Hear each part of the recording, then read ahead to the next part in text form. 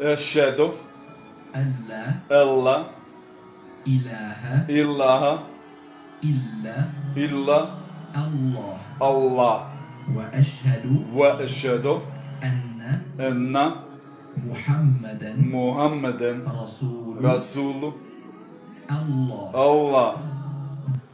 Das war mein Glaubensbekenntnis. Ich bin jetzt stolzer Moslem. Allahu Akbar. أعوذ بالله من الشيطان الرجيم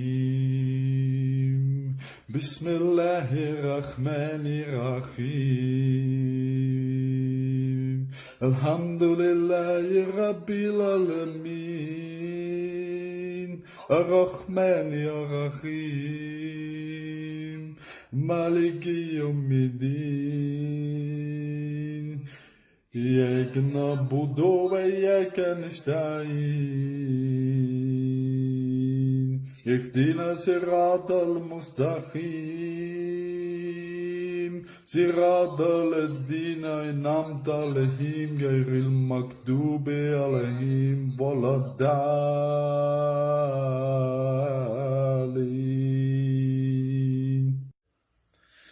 بسم الله الرحمن الرحيم قل هو الله أحد الله الصمد لم يلد ولم يولد ولم يكن له كفوا أحد بسم الله الرحمن الرحيم قل يا أيها الكافرون لا أعبد ما تعبدون ولا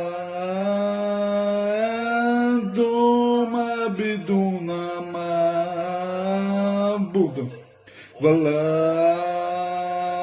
أنا عابد ما عبدتم ولا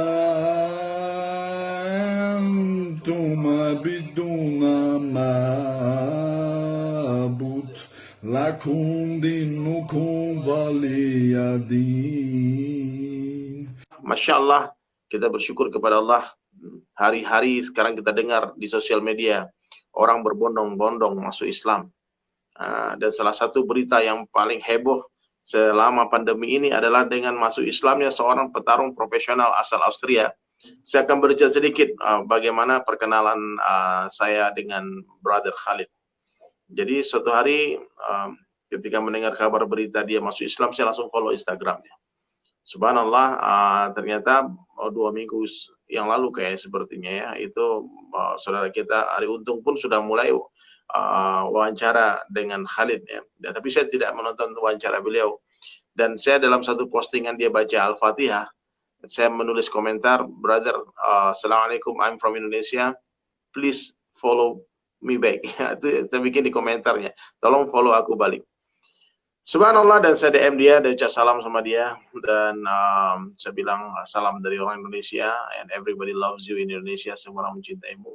Ternyata beberapa hari kemudian dia malam-malam jam 1 malam ya, di sana baru habis berbuka puasa mungkin, Khalid balas direct message saya, kemudian Ajib, dan dia kirim voice note, dia sangat senang dengan teman-teman followersnya banyak orang Indonesia, subhanallah. Lalu kita bertukaran nomor WhatsApp dan hari-hari kita telepon, hari-hari kita belajar. Saya kirimkan doa-doa pendek, bacaan-bacaan yang sangat sederhana, dan dia senang, dia orang yang sangat haus dalam belajar. Meskipun tergolong baru dalam Islam, Khalid ini, William Oates ini, Masya Allah, dia begitu Allah berikan kefahaman yang luar biasa. Sehingga saya tanya sama dia, kenapa kamu bisa masuk Islam?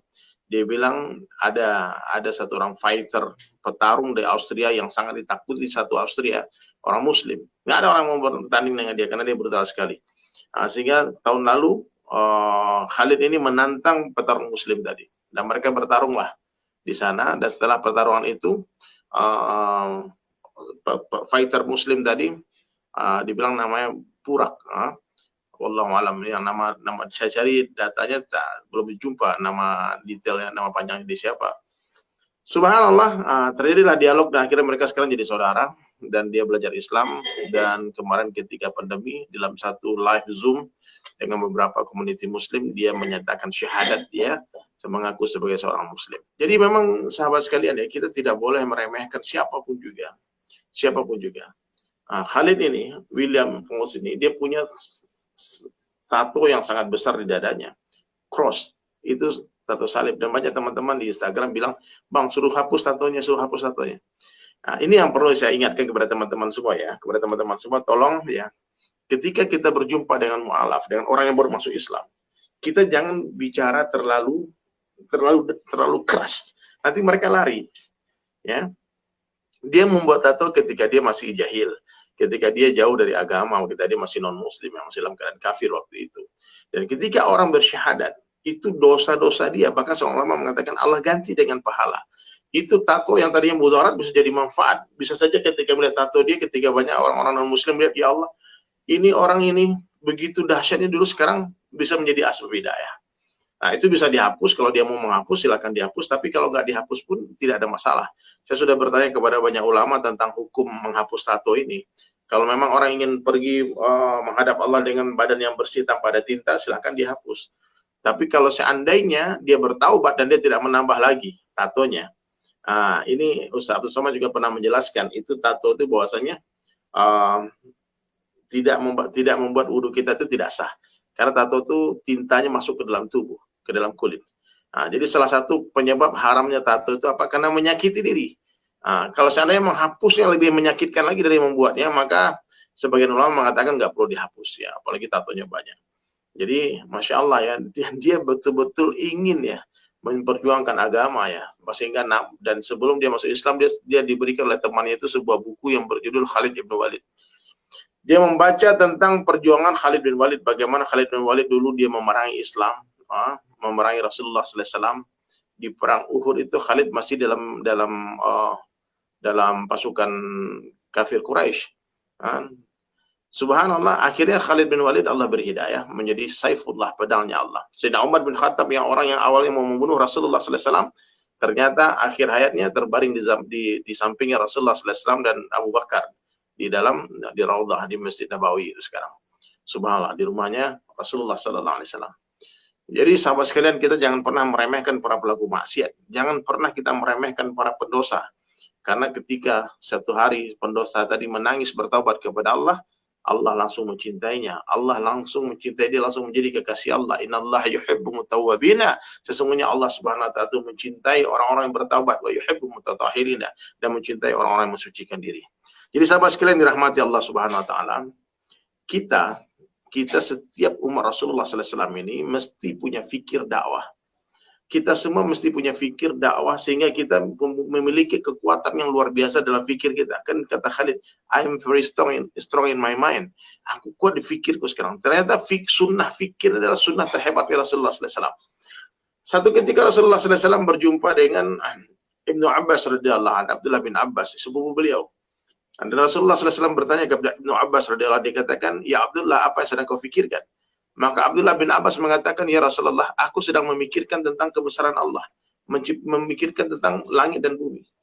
Maka kata Nabi, sungguh fikirmu ini lebih baik daripada 1 tahun ibadah.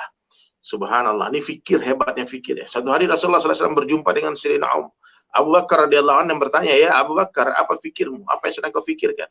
Dan ternyata Sayyidina Abu Bakar radhiyallahu anhu as-Siddiq mengatakan, aku sedang memikirkan umatmu ya Rasulullah. Aku sedang memikirkan bagaimana semua orang ini, semua umat ini selamat dari azab Allah, masuk ke dalam surganya Allah Subhanahu wa taala.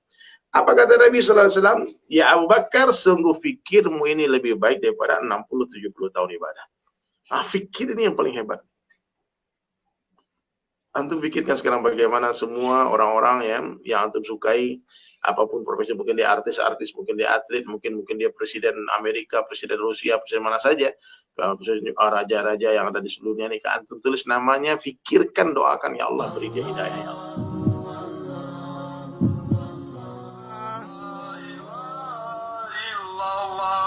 Wallahu akbar, subhanallah, walhamdulillah, wala ilaha illallah, wallahu akbar, Subhanallah